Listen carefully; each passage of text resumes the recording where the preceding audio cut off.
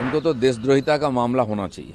ये ड्रामा चलेगा टीएमसी का कुछ दिन, देखते रहे क्या होता है। पार्टी ही खत्म हो जाएगा और जितना जल्दी खत्म हो जाए उतना ही अच्छा है। ममता बनर्जी को विरुद्ध में 3 तारीख को एफआईआर हुआ है कि वो बांग्लादेश में जो खून खराबा हुआ था उससे हवा देने वाला है ममता बनर्जी। बिल्कुल एकदम, उनको तो देशद्रोहिता का मामला होना चाहिए। देश का संविधान का खिलाफ, सुप्रीम कोर्ट के खिलाफ, संसद के खिलाफ, देश के राष्ट्रपति, प्रधानमंत्री, गृहमंत्री के खिलाफ जिस प्रकार कमेंट उन्होंने की, लोगों को उकसाया है, और यहाँ का हिंदू समाज को डराने के लिए मुसलमानों के बारे में जो बात किया है, ये सारी बात का कंप्लेन होना चाहिए और उनको काटगड़े में लाना चाहिए। इस प्रकार एक सरकारी संवैधानिक पद में रह करके इस प्रकार बात कोई नहीं कर सकता है, इसका कोई क्षमा नहीं है। कोलकाता पुलिस ने टीएमसी नेता सौरभ विश्वास को उधारी और छेड़छाड़ के आरोप में गिरफ्तार किया। सौरभ विश्वास जैसा लोग बहुत सारा अपराध में लिप्त है। लोग डर के मारे नहीं बोलते थे, अभी शुरू हुआ है, सैकड़ों अभियोग उसके खिलाफ आएगा, एफआईआर होगा। दादा, वफादारी बनाम बगावत, ममता ने अधिकारों को कम करने की कोशिश की। टीएमसी की बागी गुट के टकराव, जहां पर बाकी विधायक। देखिए, ये कोई खबर नहीं है, ये ड्रामा चलेगा टीएमसी का कुछ दिन, देखते रहे क्या होता है। पार्टी ही खत्म हो जाएगा और जितना जल्दी खत्म हो जाए उतना ही अच्छा है। महुआ मित्र का बड़ा बयान है कि खुद को टीएमसी पार्टी ना कहें, क्योंकि जो बगावत करके बीजेपी से मिल के जो ये पार्टी अलग किए हैं, ज़्यादा दिन तक नहीं रहेंगे। वही है, स्टेटमेंट बाजी हो रही है, कौन कितना ममता बनर्जी का नज़दीक है। अभी सब लोग अस्तित्व संकट में भोग रहे हैं कि कहाँ जाएंगे, कौन सा पार्टी रहेगा, कौन सा जाएगा। तो इस प्रकार चलेगा कुछ दिन।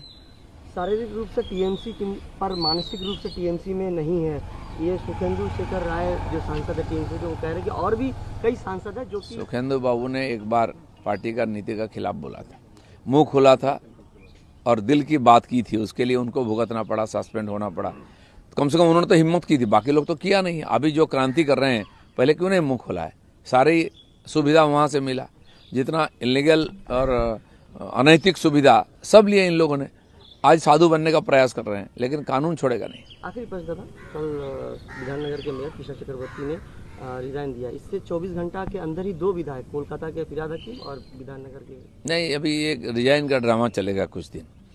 कोई रिजाइन दे दिया, कोई बोलता रिजाइन गृहित स्वीकृत नहीं हुआ है।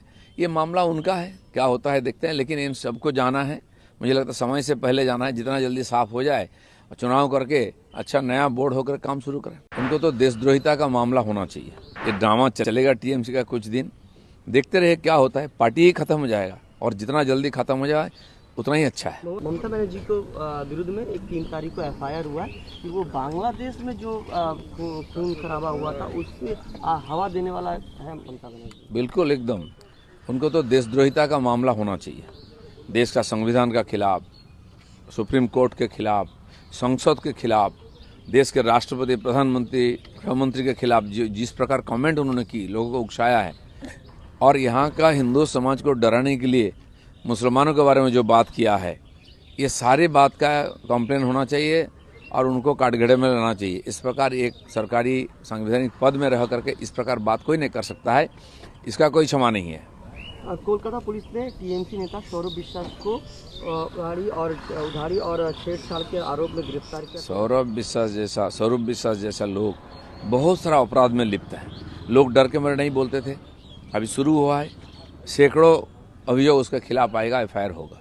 दादा, वफादारी बनाम बगावत, ममता ने अधिकारों को कम करने की कोशिश की। टीएमसी की बागी गुट के टकराव, जहां पर बाकी विधायक। देखिए, ये कोई खबर नहीं है, ये ड्रामा चलेगा टीएमसी का कुछ दिन, देखते रहे क्या होता है। पार्टी ही खत्म हो जाएगा और जितना जल्दी खत्म हो जाए उतना ही अच्छा है। महुआ मित्र का बड़ा बयान है कि खुद को टीएमसी पार्टी ना कहें, क्योंकि जो बगावत करके बीजेपी से मिल के जो ये पार्टी अलग किए हैं, ज़्यादा दिन तक नहीं रहेंगे।